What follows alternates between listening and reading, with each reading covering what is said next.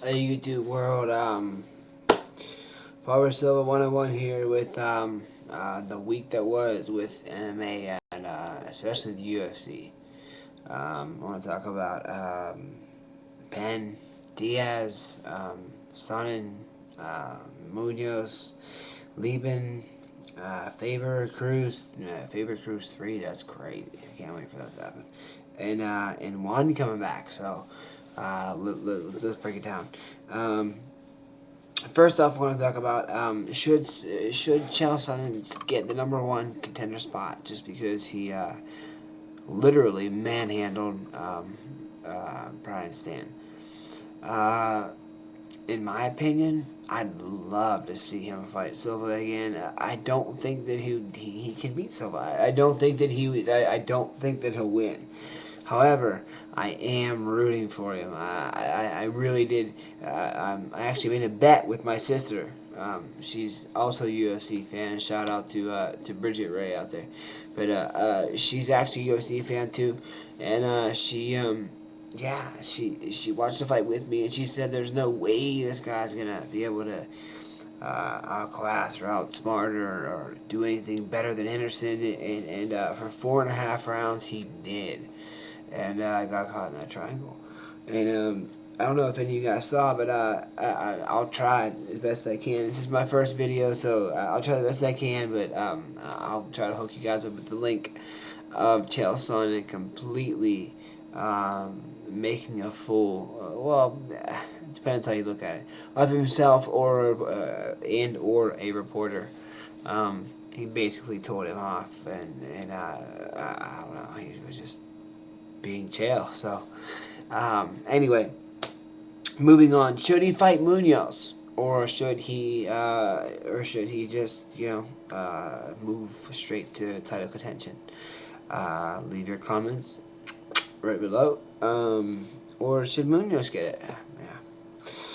Okay.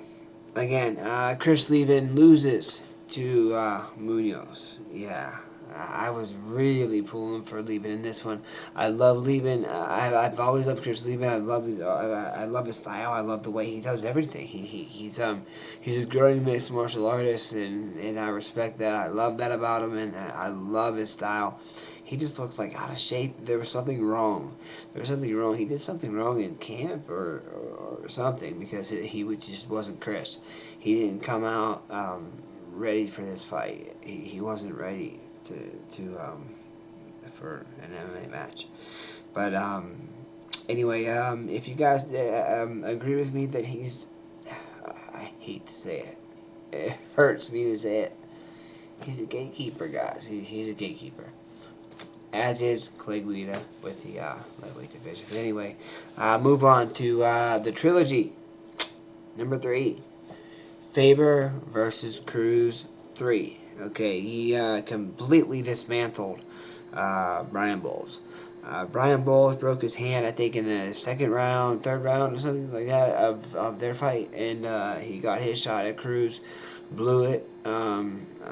Faber got his second shot at Cruz, and that was, to me, it was such an amazing fight. It was so back and forth, fucking up and down, fucking no one could. They were fucking slamming each other to the ground. No one could keep each other down, or they were popping right the fuck back up, and they were fucking hitting each other and fucking knocking each other down.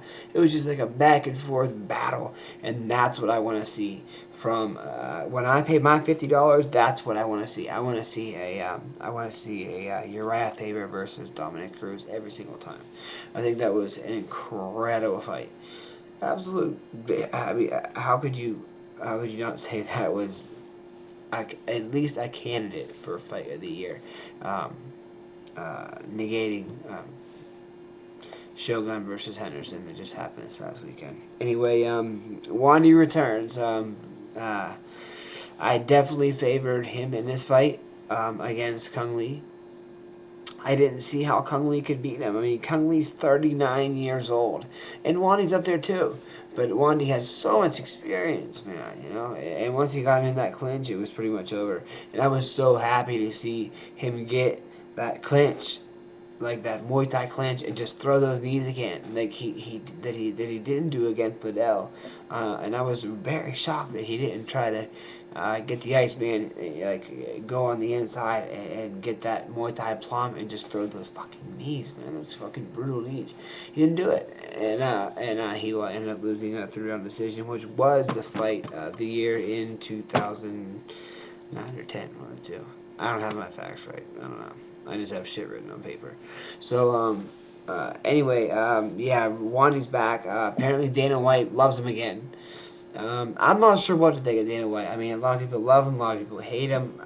I'm not sure what to think of the guy. I think he's just a promoter. I think that's it. I don't think he's that much of a fan of mixed martial arts. If he was that much of a fan of mixed martial arts, then he you know, I think that things would be quite different. I don't think one of my favorite fighters of all time, Nick Diaz. I don't think Nick Diaz would be getting his shot at GSP right now if Dana White was, strictly an MMA fan. I think Dana gave Nick a shot at GSP because he basically called him a bitch and said that he was faking an injury and said, where you at, motherfucker? And even Cesar Gracie said, where the fuck are you at? So that's cool, man. I like that stuff. I like that, he's a tough fucking guy. And to be honest with you, I honestly think that's going to be GSP's toughest challenge is Nick Diaz. So we all saw what he did to BJ Penn, and BJ still was in training. So via Bleacher Report. So that's not coming from me. That's Bleacher Report. But he's still not training and still not even considering coming back to MMA, anything like that. So we'll see what happens. But we'll see what's going on in the next week. My top 3 for this week, and I'll be doing this every week. The top 3. I'm sorry, top 5. Top 5. Sorry, sorry guys. Top 5. I'll be doing this every week. My top 5. I still have Anderson Silva ranked as number 1 pound for pound fighter on the planet. Number 2, I have George St. Pierre. Just because no one's been able to beat him. Yeah, he's boring. Beat him then. Okay. Anyway, 3, I have John Jones.